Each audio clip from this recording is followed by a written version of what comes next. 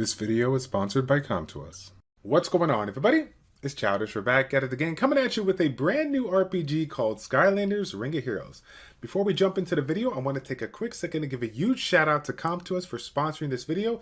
Thank you so much for your support, and thank you so much for giving us the chance to showcase this to our community. Now, if you guys did not know already, I've had a chance to check this out during the soft launch here, and honestly, I am super impressed with what I've seen thus far. I've learned a lot of cool things about this game, so what we're going to be doing in this video is talking about 3 unique features about this game that basically separate itself from the rest of the competition. Now, first up, when it comes to this game, or these type of games, right, hero collector games, there's a lot of complexity involved in this. A lot of cool things you can do, a lot of cool things to set up, and honestly, it can be a little bit overwhelming. So one of the cool things that I really like that they did is, right when you jump into the game, they direct you to the quest line feature. So right up above my head, there you go. You can see right there. Once you click that, you're going to get taken over to this quest line. Now, this quest line is essentially going to be your way to navigate through the game, okay? So once you go through here, you're going to clear some quests, obtain some rewards, and start to learn some of the basic fundamentals of Skylanders Ring of Heroes. So as you guys can see, we have 4 different quests currently open on my account here. We got the Part 1, Part 2,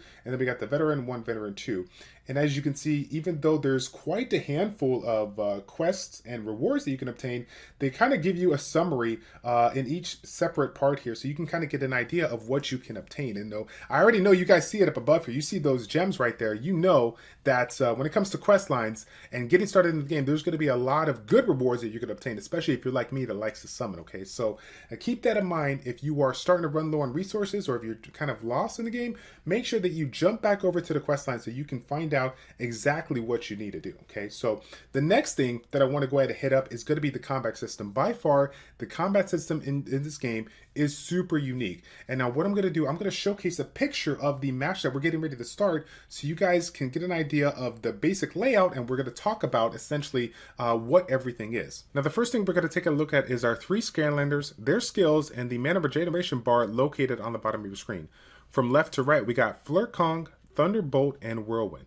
Now, as you can see, all of their skills have a specific amount of mana that costs, as well as the certain amount of cooldown time that is needed in order to cast this skill at the start of the match here. So, as you guys can see, there's certain abilities that will cool down faster than others. Also, there is certain abilities that have more mana requirement than others. So making sure that you're managing not only your skills, but your mana efficiently is going to be super important as you progress through the game. Now, if you take a look right above each of the Skylanders, you will notice a couple of things that we have to pay close attention to. First up, we have the element of each of the Skylanders, as well as an arrow indicating whether we have an elemental advantage or disadvantage towards the enemy that we're currently targeted on.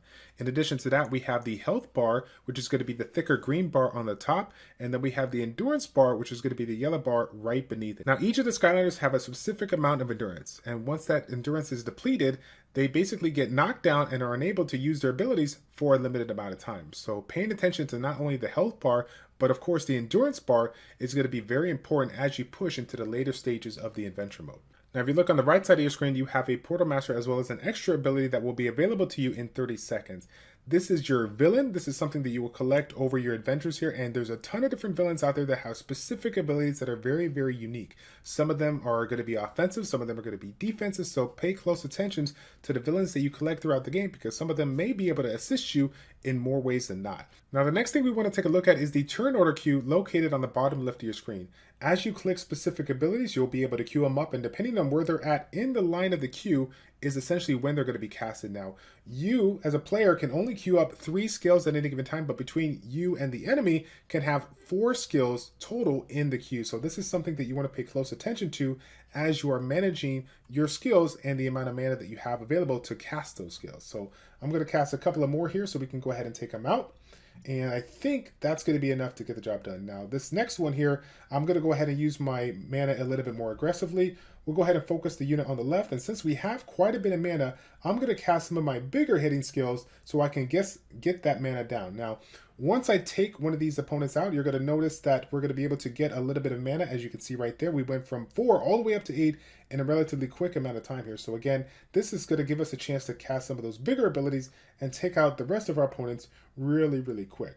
The third feature that I'm going to share with you guys today is going to be the battle preparation screen. Now, this is where you customize your team in order to take on some of the difficulties you will have to face. And I truly mean customization in every sense of the word. Now, as you take a look at my setup right now, we have 3 different Skylanders with 2 different abilities. However, there are certain Skylanders that actually have more abilities than you can see. Once you click on them and go into the edit screen here, you will actually have a couple of choices here in order to set up for your team composition. And of course, one of the things that we're going to be talking about that is very, very important when it comes to team building is going to be team synergy, right? And so making sure that you are picking units that synergize with one another so that you can take full advantage of the abilities that you currently have in the kit. So, for example, if we take a look at Whirlwind right now, we have this first ability called Charge. It's going to provide a defense buff for 2 turns on an ally and deals a bonus hit when attacking the enemy under the shock. Now, if we take a look at the second skill, we have Rainbow of Doom. This is a 6 mana regeneration skill with a 6 cooldown, so it's a very, very mana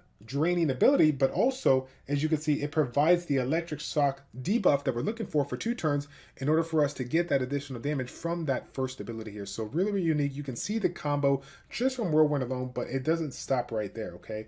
Now, if you take a look at Thunderbolt, as we click him as well, he only has 2 abilities, so we're just going to keep those set up as they are. However, if you take a look at his second skill, Lightning Cloud, this one here will cast Electric Shock for 3 turns, staying on there for 3 turns. So again, not only is this going to be important for this skill right here, for his unit right alone, but this is going to be very, very important for Whirlwind because he can actually do some additional damage when you have that Electric Shock ability on that first skill here. So that is super important to pay attention to, and again, why you want to take the second to go ahead and really take a look at the Skylines that you have available and make sure that you're customizing them as efficiently as possible so that you can go ahead and take on some of those really tough battles that you're going to be going up against. Let's take a look at another example with some of the Skylines that we used at the beginning of this game. So first up, we have Hot Dog on the far left, we have Stealth Elf in the middle, and then we have Spiral on the right. Now, taking a look at Hot Dog here, his first ability is actually the Awakened version, but the original version states it deals damage towards the enemy and it has a 60% chance to provide the attack buff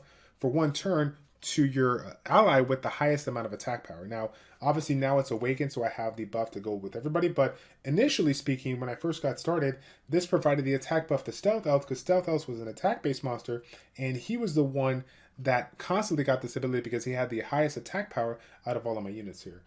When you first get started and get yourself the Spyros, Spyros is more of a support-based unit, a defense type unit that's going to provide a little bit more sustainability or a little bit more support for your team to keep them alive. So this worked out really, really good because every single time I cast that ability from Hot Dog, that attack buff went over to Stealth Elf, and that is where I wanted it. I wanted my attacker to have as much damage as possible, so having that attack buff was really, really important. Now, I know we threw a lot of things your way when it comes to building your first team of Skylanders. However, don't worry. There's no need to stress.